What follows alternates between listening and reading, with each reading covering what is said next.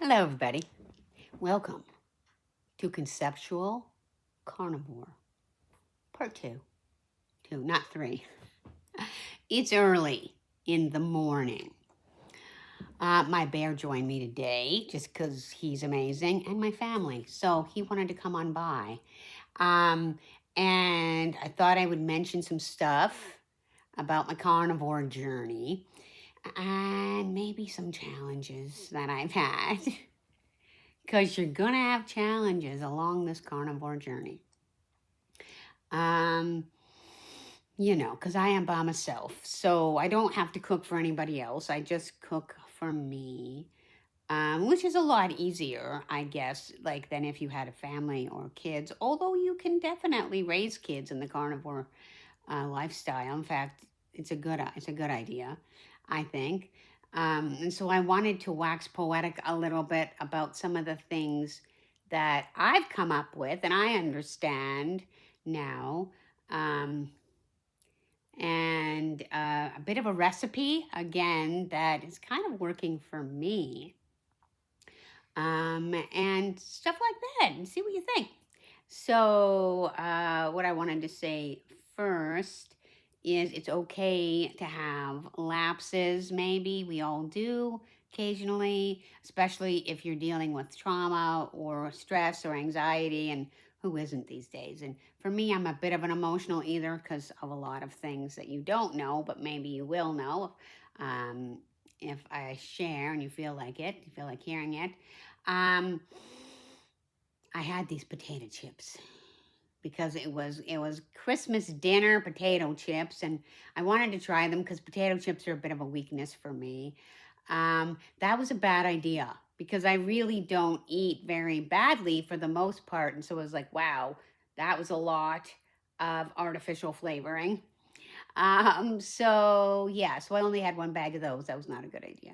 Not only that, I realized, at least for me, that potatoes can actually aggravate your inflammation. So I got like a carpal tunnel thing or whatever. I don't know what it is going on, and I know that my hands were killing me after I had, and that they said that that could be a thing. So if you like to eat potato chips, that might happen to you.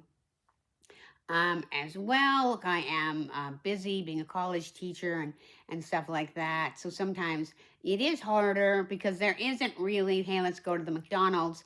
That's not that easy now. I mean, you can eat the meat and the cheese and just don't eat the buns, but still, it's probably got processed stuff in it that you might not want to eat. But if you're in a desperate situation, you could do that, where you just eat the meat. If you can eat the beef. See, I can't eat the beef because beef is something I'm super allergic to. But people who aren't allergic to it, they probably can eat that. So I do love this gluten-free pizza. Um, from the Domino's, which of course is carby, but it's not gluten or sugar, I don't think. So, but again, as much as I enjoyed that on my break from the carnivore, yeah, not really the greatest for you. So you don't want to eat that. If you are going to break it, you don't want to eat it too much. Um, and sugar, you really don't want to consume very, very much, especially if you haven't consumed it for a while. Um, so that's something you want to be aware of.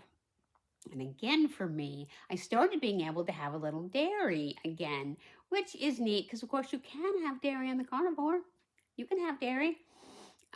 But then also realized that not great for my system, not super great for my system because again, it was causing like aches and pains and stuff for me. So, you have to, as you go the carnivore lifestyle, you do get rid of all of the stuff that are kind of in the way, kind of, and you don't realize that is a problem until after you get all this stuff out of your system. Like oxalates is something to look up. They're this kind of, well, I'm not really sure, element, I guess, in your system, and they build up if you eat a lot of things that have oxalate in them, like almonds, for example, which I used to live on. because I was working 2 jobs and it was a convenient thing to eat. And it's kind of like a poison, and it just sort of stacks up in your system because you don't get rid of it. It's like with vitamin overload, which is possible, it just stacks up in your system. Vitamins are great, but you want to make sure you don't overdo them. So lots of stuff going on there, like vitamin B, for example. People think you can't overdose on it. Oh, yes, you can, because you can get very, very sick if you have too much vitamin B. So do be careful about it, because I was very injured by too much vitamin B at one point. So just, think about what is right for you and your body, because in the really scary stages, it mimics MS. It really does.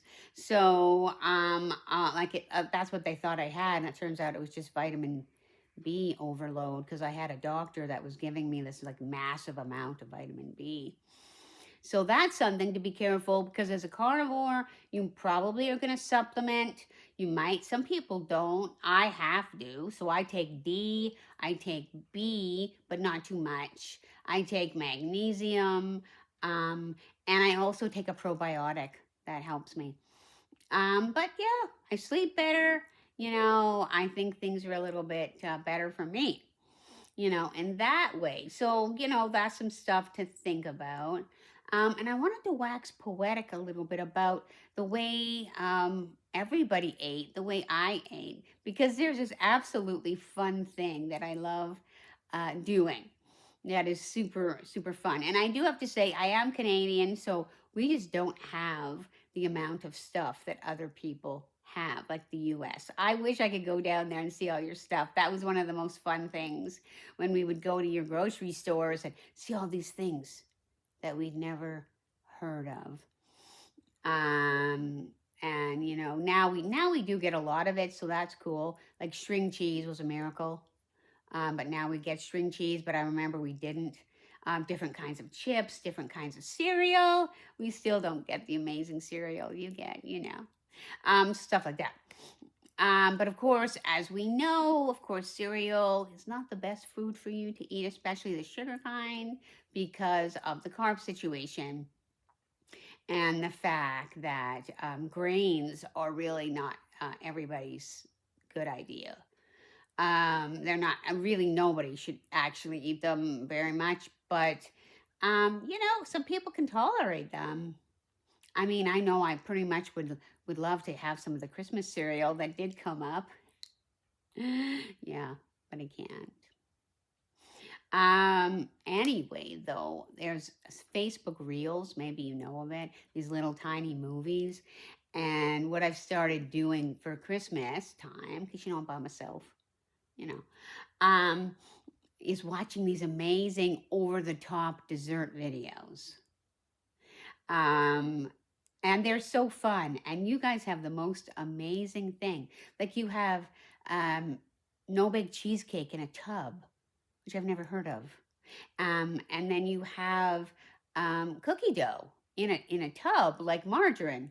It's so fascinating, and different kinds of cookies and different kinds of things you can buy, and different kinds of chips that aren't chocolate chips but other kinds of chips, um, cream cheese or whatever. Um, Quite amazing. But I realize that's why everybody's so sick. Because, even, brownie mixes, and it's all mixes, and those amazing little cookie balls in the shapes of Christmas trees and stuff, and Santa and snowman and elf, and they make all these amazing desserts with them. But I'm like, that's why everybody's so sick.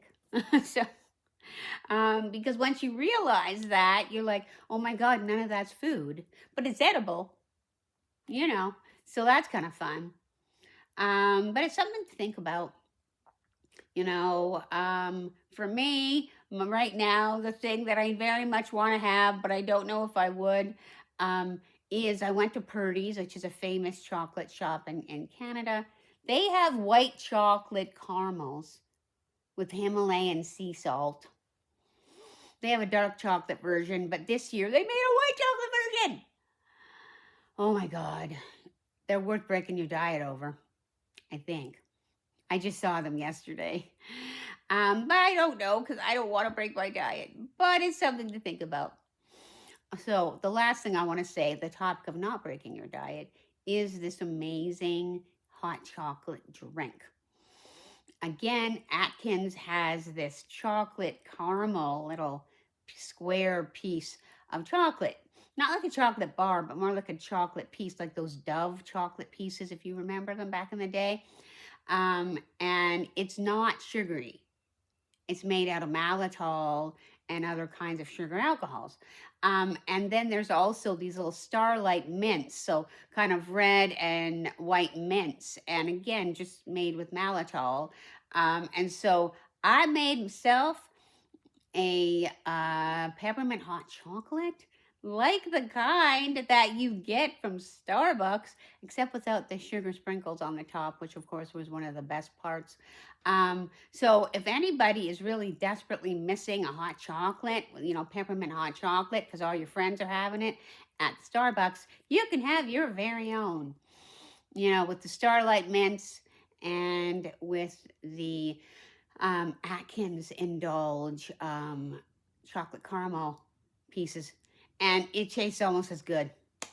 So I just wanted to say, hey everybody, hope your carnivore journey is going well. If you have any questions, I do have some knowledge, so put it in the comments, and that wraps up our chapter 2 of Conceptual Carnivore.